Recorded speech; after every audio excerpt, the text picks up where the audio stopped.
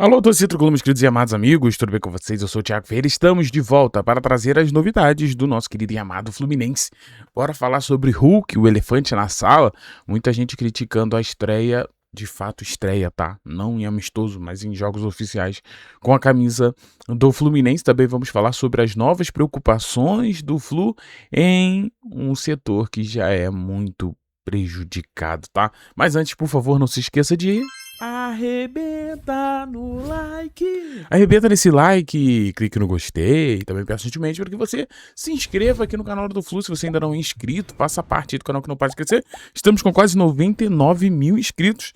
Contagem regressiva, né, para 100 mil. Mas é isso. Muito obrigado a todos vocês e bora trazer as informações. Galera, começando a falar do nosso querido Hulk, né?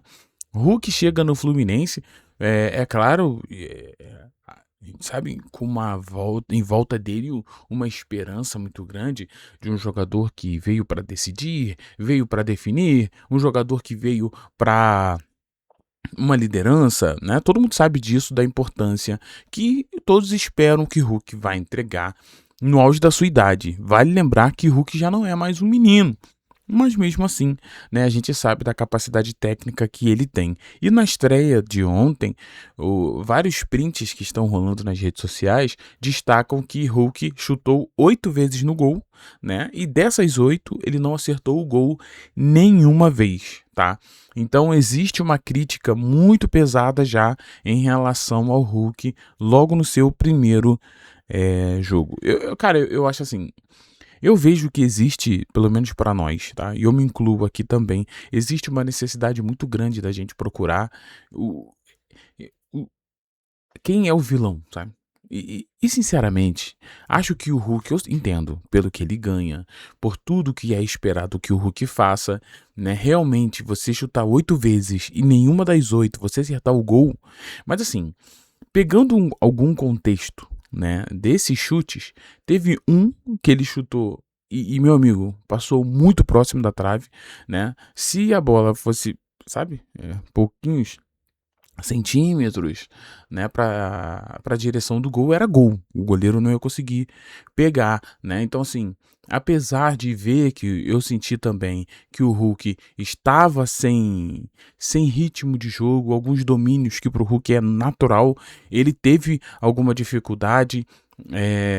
Lances aonde Lúcio toca para ele, né? Toca a bola para ele. Meu Deus. Aí o Lúcio passa sozinho, era só ele devolver. Ele tenta cortar para chutar, né? Então, assim, cara, eu entendo as críticas ao Hulk, mas a gente precisa parar e pensar também que o jogador só estava sem jogar uma partida oficial 3 meses, pô. Desde o imbróglio dele em relação ao Atlético Mineiro, aí a sua saída, depois chegou no Flu, não podia atuar porque a janela não estava aberta. Então, assim, olha só. A última partida que o Hulk entrou em campo, né, pelo Atlético Mineiro, foi contra o Ceará em abril, tá bom? E olha só, ele só volta a atuar agora, em julho. Gente, pelo amor de Deus, né? Olha quanto tempo que ele ficou de fora. Ele ficou muito tempo de fora. Ele ficou aí abril, maio todo, junho todo e retornou agora no dia 17 de julho. Então a gente está falando ali de quase realmente 3 meses, né? A depender da data da partida aqui, né? Que em abril, eu não sei, eu sei que foi em abril. Mas o que eu quero dizer para você é, pô, 3 meses, basicamente, do cara sem jogar uma partida oficial com a intensidade que tem que ser, ele fica sem ritmo de jogo mesmo. Então, é muito cedo pra crucificar Hulk, cara. É muito cedo, né? Não vamos deixar que o mediatismo, né? Imediatismo torne a gente essa pessoa que, tipo, já descarta que o Hulk não vale nada. Não, calma. Tem um pouco mais de paciência com o Hulk. Esse merece ter paciência por causa desse contexto. Agora, se fosse um Hulk que já estivesse atuando o tempo inteiro, jogando direto, ganhando vários minutos no Fluminense, nunca entregando nada, aí a minha crítica seria diferente. Fala, galera, Hulk realmente não tá entregando. Né? Mas agora, eu acho que é cedo, cara, pra gente criticar. Por isso que eu falo, igual o próprio Luiz Francisco Zubeldia, o nosso técnico. Por que que a partir de hoje, né, de hoje que eu digo, já tem alguns meses, que eu tô um pouco mais linha dura em relação ao Zubeldia? Não é porque eu quero a saída dele, não é porque eu quero outro treinador, não é nada disso. É porque eu vejo que o Zubeldia, ele tá muito cômodo, ou ele está muito acomodado em algumas escolhas dele. E ele é incapaz de pensar algo diferente. Então, o Fluminense acaba perdendo qualidade por causa disso. Ele insiste em um plano de jogo, insiste em uma coisa que não tá dando certo e faz escolhas questionáveis. Só por isso, não é porque eu quero também a saída do Zubeldia. Não, assim, eu queria a saída do Zubeldia, Eu acho que o Zubeldia, o grande problema do Zubeldia, apesar de contexto tático, técnico, aí você pode ter a sua opinião, mas é muito pela falta de utilização também da base, de oportunizar a base, de oportunizar Xerém, né? Você não tem, você pelo contrário, ele oportuniza jogadores que não nos ajudam dentro de campo, né? Então por que não oportunizar Xerém, né? Então essas são as discussões. Agora, sobre Hulk, é cedo, pessoal. É cedo, sabe? É cedo. É cedo pra caramba pra bater o martelo assim. Ah, foi uma péssima contratação.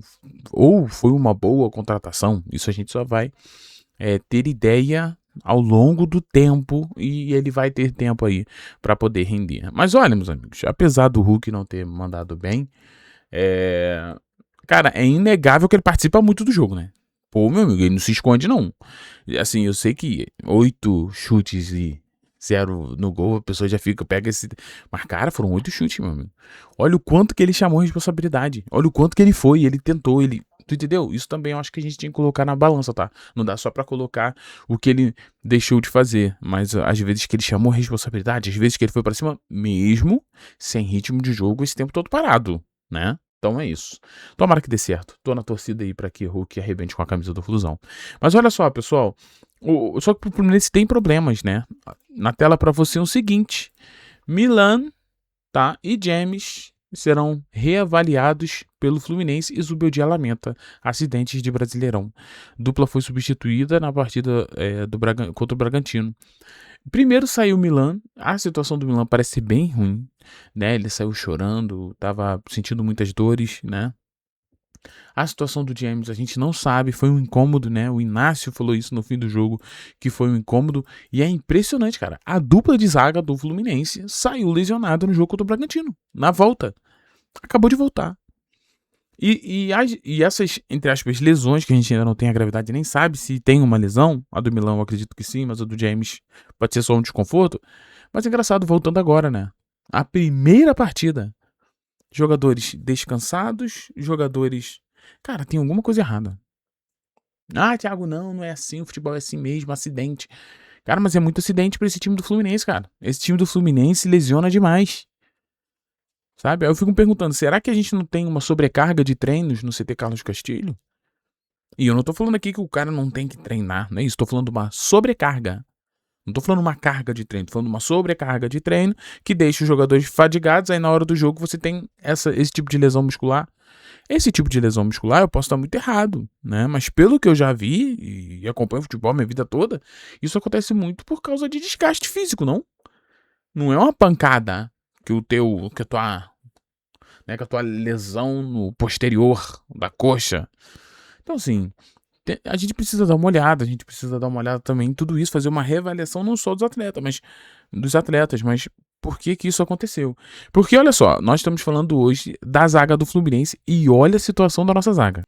Coloquei aqui o elenco para não esquecer ninguém. Então, olha só, a gente tem zagueiros hoje do Fluminense. Juan Pablo Freitas, esse aqui não machuca nunca, eu não tô querendo que ele machuque, só tô falando aqui, pelo menos isso, né? Ele não lesiona. A gente tem o Julián Milan lesionado, a gente tem o James que também sentiu desconforto. Então, esses dois aqui a gente já tira. O que sobra? Inácio, que entrou e fez o gol, né? O Freitas.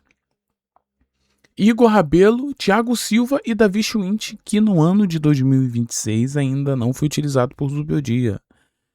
Davi não ganhou oportunidades, lembrando que ele no ano passado ganha oportunidades, manda muito bem e mesmo assim é esquecido e deixado de lado, como todo jogador de Xerém, reparem nisso aí. A gente tem o JK que foi o artilheiro e já saiu, né? Então para Xerém nem se jogar bem, tem vaca garantida com o Zubeldia, tá? Essa é a minha maior crítica a ele. Pronto. Então, assim, hoje o Fluminense tem à disposição o Freitas, o Thiago Silva, Inácio, Igor Rabelo e o Davi Schwindt. Só que eu nem vou contar o Davi Schwindt, Davi, mas não é nem por você, por falta de confiança, meu querido. É porque, pelo treinador que a gente tem, ele não utiliza a base. Então, no fim das contas, a gente só tem Freitas e Thiago Silva, que deve ser a dupla titular, né, a partir do próximo jogo. Aí você tem Inácio e Igor Rabelo para entrar de acordo com a partida aí. Fluminense com 4 zagueiros apenas disponíveis, mais uma vez, tirando o Davi Schwindt ali que não deve ganhar oportunidade. Ah, não, Thiago, mas agora, com 2 lesionados, Davi Schwindt finalmente deve ganhar oportunidade. Tomara. Tomara. Mas eu não tenho informação, tá? Mas a depender do que aconteça aí, é mais fácil o Fluminense buscar um zagueiro do que dar oportunidade pro Davi. E se fosse pra buscar e eu tô falando buscar zagueiro bom pra ser titular ao lado do Thiago Silva não, tá? Tô falando buscar zagueiro pra compor elenco, que é mais um erro, né? Porque de zagueiro pra compor elenco, o último que chegou foi o Igor Rabelo. E olha ele aí. Não consegue nem atuar, né? Então por isso que eu falo, eu sou muito... Depende muito do jogador pra compor elenco que eu vou gostar. Porque eu acho que compor elenco você pode compor com a base, né? Mais barato, com jogadores com fome, com vontade de mostrar futebol, com gana, né? É isso. Agora, fica à mercê do Flu, essa zaga, Freitas e Thiago Silva deve ser a zaga aí, titular pro próximo jogo, se eu não me engano, é contra o Grêmio. Mas é isso. Problema em uma posição que o Fluminense já tem dificuldade, né? Fazer o quê? Queridos, um beijo no seu coração, muito obrigado pela presença de todos vocês. Ter você aqui é um privilégio. Tamo junto, não esquece de deixar aquele like, se inscrever e ativar o sininho tricolor. Beijo no seu coração, fiquem todos bem, tchau e valeu, pessoal.